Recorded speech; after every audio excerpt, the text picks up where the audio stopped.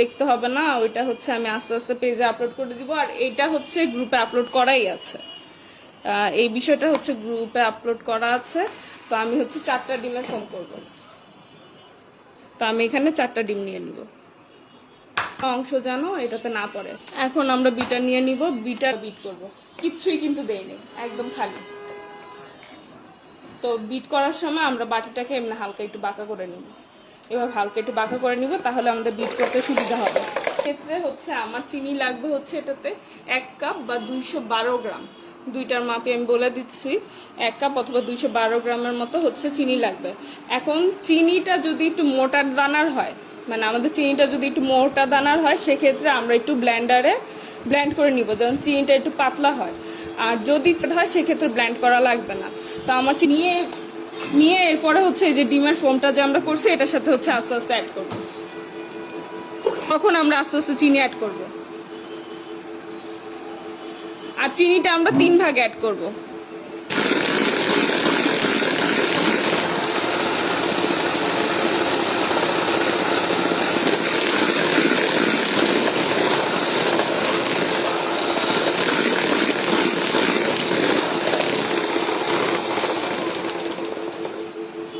আমাদের দিয়ে গেছে, হ্যাঁ, ডিমের ফোমটা হয়ে গেছে। এই যে এরকম যে সফট পিক হবে, যখন দেখবো যে এরকম সফট পিক হয়ে গেছে, এর মানে আমার ডিমের ফোমটা হয়ে গেছে।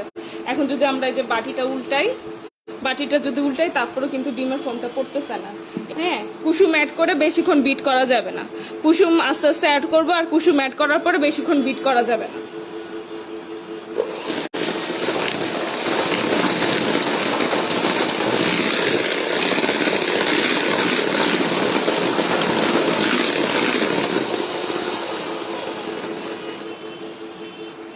কুসুমটা অ্যাড করার পরে আমাদের এটা একটু সফট হয়ে যাবে, এরপরে আমরা দেখব যে এটা ঠিক আছে নাকি। কুসুম অ্যাড করার পরে সর্বোচ্চ 30 সেকেন্ড আমরা এটাকে বিট করব, এর বেশি বিট করা যাবে না। আমরা এখন এটাকে চেক করব যে এটা হয়েছে কিনা।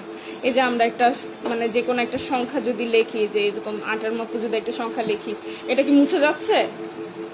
এটা যখন দেখা যাবে যে এটা মুছে যাচ্ছে না, এটা সেট হয়ে আছে, এর মানে আমাদের ডিমের ফোমটা হয়ে গেছে। সব কেকের ক্ষেত্রে হচ্ছে একইভাবে করে, ঠিক আছে? পাউন্ড কেকে এইভাবে করে না, কিন্তু আমার কাছে এইভাবে করলে পাউন্ড কেকটা বেশি সফট লাগে, তাই আমি হচ্ছে এইভাবে শিখাই, যেন হচ্ছে খেতে বেশি মজা লাগে আর সফট লাগে। এই কারণে হচ্ছে জানি নাই। এরকম একটা বাটিতে আমরা হচ্ছে শুকনো উপকরণ নিব। আমরা ময়দা সবসময় ট্রাই করব হচ্ছে কাপ ময়দা নিব, আর গ্রামের মাপটাও দেয়া আছে।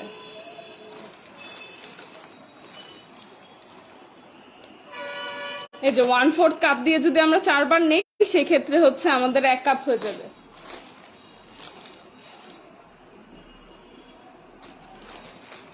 আবার যদি আমরা শুধু 1 কাপের যে ইয়াগুলা পাওয়া যায়, ওইটা দিয়ে যদি নিতাম, তাহলে প্রথমেই 1 কাপ হয়ে যেত। এরপরে হচ্ছে আমাদের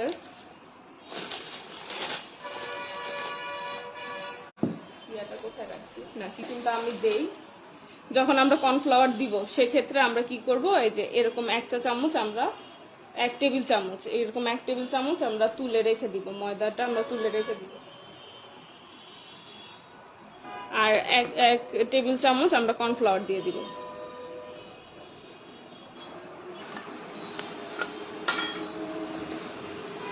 আমরা 1 চা চামচ হচ্ছে দিয়ে দিব কর্নফ্লাওয়ার, বেকিং পাউডার হচ্ছে আমি আহমেদেরটা ইউজ করতেছি। বাহিরের বেকিং পাউডারগুলোর এখন দাম অনেক বেড়ে গেছে, আগে ফস্টারেরটা ইউজ করতাম, ফস্টারেরটার দাম এখন অনেক বেশি। তো আমরা যদি খরচ কমাতে চাই, সেক্ষেত্রে আমরা আহমেদের বেকিং পাউডারটা ইউজ করতে পারি। আহমেদের বেকিং পাউডারটা অনেক ভালো। 2 চামচ গুঁড়া দুধ দেওয়া যায়, গুঁড়া দুধটা একদমই অপশনাল, আমার কাছে ভালো লাগে, এর জন্য আমি দিচ্ছি, একটু গুঁড়া দুধ দিয়ে দিই। ফ্রুট কেক করতেছি, তাই আমাদের ভ্যানিলা পাউডার লাগবে। আমরা এই ভ্যানিলা পাউডারটা ইউজ করব 1 চা চামচ। যখন আমরা অন্য কোনো ফ্লেভারের ফ্রুট কেক করতে চাই, যেমন অরেঞ্জ, ম্যাঙ্গো বা অন্য যে কোনো ফ্লেভারের, লেমন টেমন, অন্য যে কোনো ফ্লেভারের যদি আমরা ফ্রুট কেক করতে চাই বা প্লেন কেক করতে চাই, সেক্ষেত্রে আমরা কি করব, জাস্ট ইমালশনটা চেঞ্জ করে দিব। আর রেসিপি সব এক, শুধু ইমালশন চেঞ্জ হবে শুধু ইমালশন। আর রেসিপি সব এক থাকবে।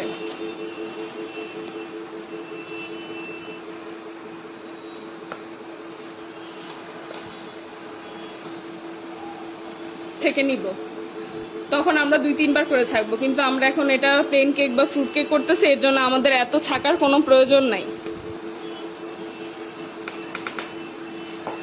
একবার ছেঁকে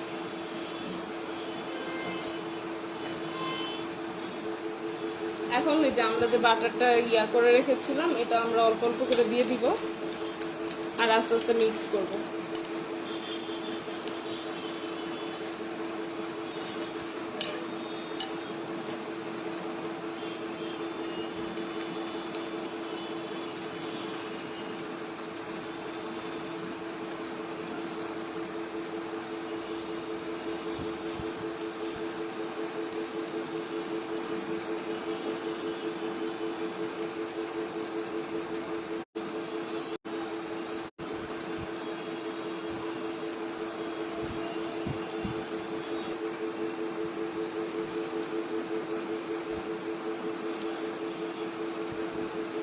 এটা একটু জোরে জোরে নাড়া যাবে, কিন্তু স্পঞ্জ কেকেরটা জোরে জোরে নাড়া যাবে না। এটা আমি একটু জোরে নেড়ে আর কি তাড়াতাড়ি শেষ করে দিচ্ছি, কারণ এটা আমরা যখনই ঘুরাবো তখন আমাদের খেয়াল করতে হবে যে ঘুরানোর মোশনটা যেন একদিকে থাকে, আমাদের ঘুরানোর মোশনটা যেন একদিকে থাকে। এখন আমরা একটু উপর থেকে দিয়ে দিব, অর্ধেক ব্যাটার দিব।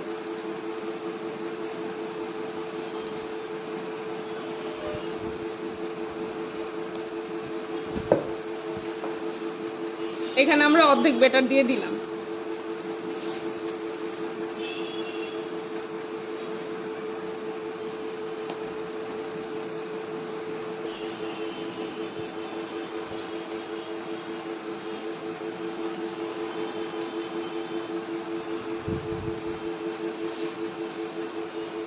এখন আমরা বাকি অর্ধেকটা দিয়ে দিব।